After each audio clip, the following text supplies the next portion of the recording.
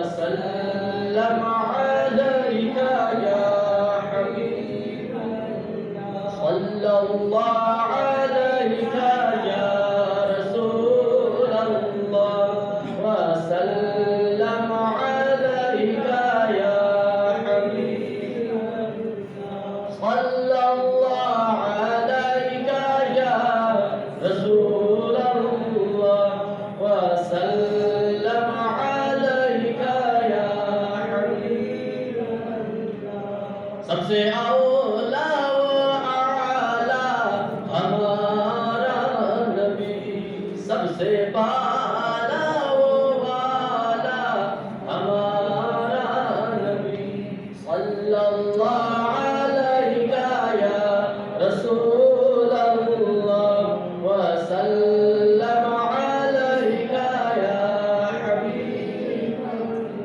خلق سے اولیاء اولیاء سے رسول اور رسولوں سے اعلیٰ ہمارا نبی صلی اللہ علیہ یا رسول اللہ وسلم علیہ یا حبیب اللہ کیا خبر کتنے تارے کھلے چھپ گئے پر نہ ڈوبے نہ ڈوبا ہمارا نبی صلی اللہ علیہ یا رسول اللہ وسلم علیہ یا حبیب اللہ غمزدوں کو رضا مستدیجے کی ہے بے کسوں کا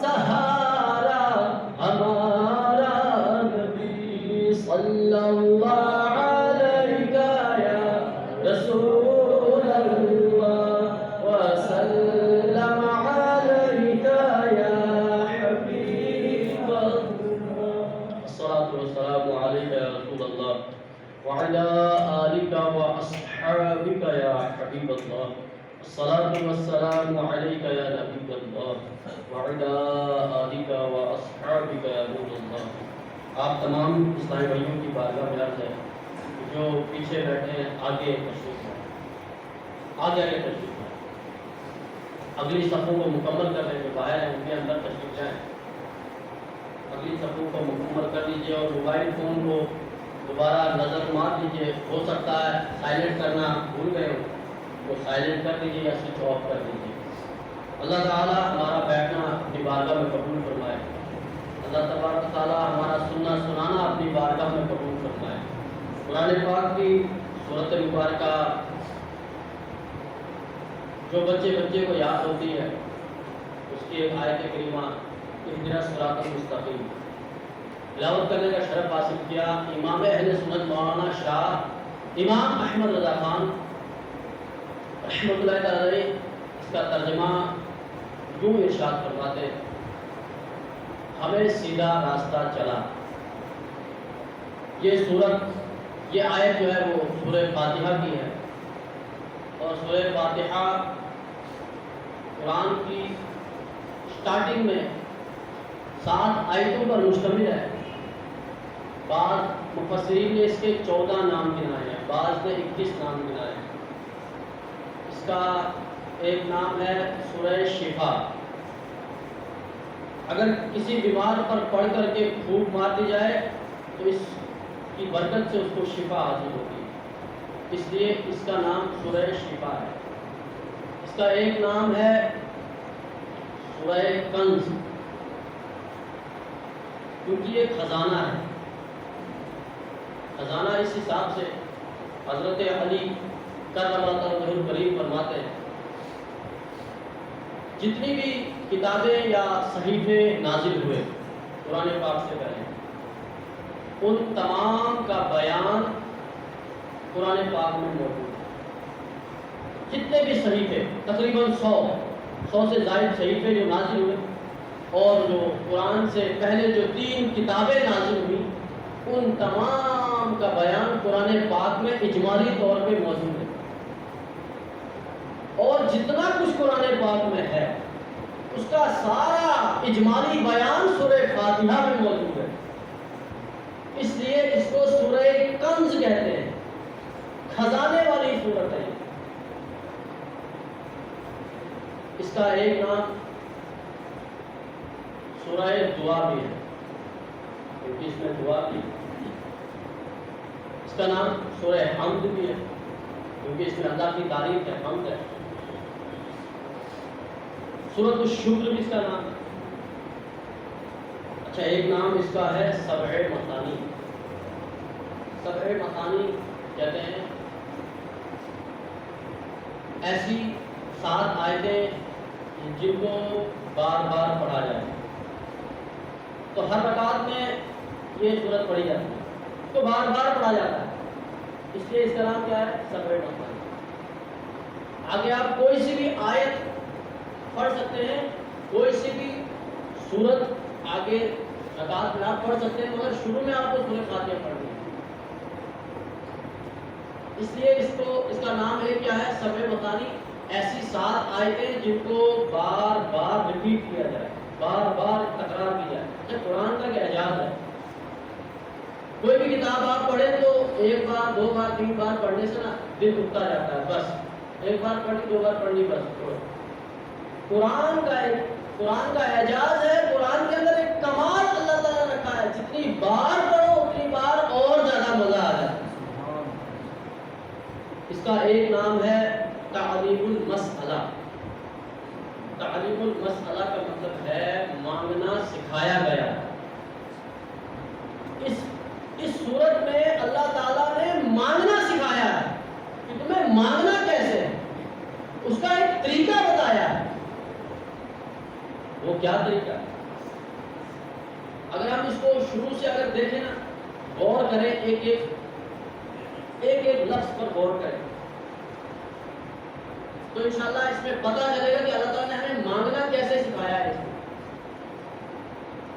کیسے اس نے ہمیں تعلیم دی ہے مانگنے کی کہ تمہیں مانگنا کیسے ہے. اس سے پہلے ہمیں ایک بات سمجھنی ہوگی کہ قرآن کا ایک کمال اور اعجاز یہ بھی ہے کہ اگر ایک آیت پر کوئی سوال اٹھائے تو دوسری آنے والی آیت اس کا جواب دے گی. جیسے میں نے کہا الحمدللہ، تمام تعریفیں اللہ کے لیے. اچھا، کسی نے سوال کیا کیوں ہے اس کے لیے تمام تعریف؟ آگے آنے والی آیت کا جز اس کا جواب دے لیا، رب العالمین. تمام جہانوں کا پالنہار ہے، اس لیے اس کے لیے تمام تعریفیں ہیں. اچھا، اب کسی نے سوال کیا اس کی پہچان کیا ہے؟ آنے والی آیت جو ہے وہ اس کی پہچان بتا رہی ہے، الرحمن الرحیم. وہ مہربان ہے، رحم کرنے والا ہے. اور یہ رحمان اور رحیم اور رب العالمین، اس میں تمام جن، انسان، ماننے والے، نہ ماننے والے سب شامل ہیں. وہ تمام کا رب العالمین ہے. جو اس کو مانے اس کا بھی رب ہے، جو نہ مانے اس کا بھی رب ہے. آگے پھر آیا ہے کہ وہ مہربان ہے، رحم کرنے والا ہے. اس کی اعلیٰ صفت دیکھیے، جو مانے، جو ایمان میں داخل ہو جائے، اسلام میں داخل ہو جائے، ان کا بھی وہ پالنہار ہے. جو نہ مانے، جو اس کے ساتھ شرک کرے، جو کفر کرے، اس کا بھی وہ رب العالمین ہے. قربان جائیں ایسے رب پر، اس کی عظمت پر قربان جائیں، اس کی شان پر قربان جائیں. اور ایک بار نہ بار بار جائے. اللہ تعالیٰ اگر ہمیں زندگی کروڑوں بار دے، کروڑوں بار ہم اس کی عظمت پر قربان جائیں. جس رب نے جب ہمیں زندگی دی تو فرمایا کنتم امواتا فاحیاکم، تم مردہ تھے، تم کو زندگی دی گئی. کب؟ جب ہم ماں کے پیٹ میں مردہ تھے، گوشت کا ٹکڑا. اللہ نے چاہا زندگی دی. بہت سارے ضائع بھی ہو گئے، لاکھوں کروڑوں ضائع ہو گئے، ہو رہے ہیں، ہوتے رہیں گے، مگر قربان جائیں اس رب کی عطا پر۔ اس نے ہمیں زندگی دی، ہم ابھی بھی زندہ ہیں، اور آگے کب تک ہے یہ ہمیں پتہ نہیں۔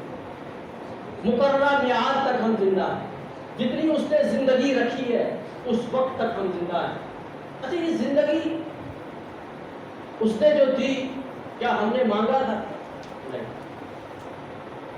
ہم نے مانگا نہیں تھا، ہمارا تو وجود ہی نہیں تھا، ہمیں تو اپنا پتہ ہی نہیں تھا، ہمیں تو اپنی خبر ہی نہیں تھی۔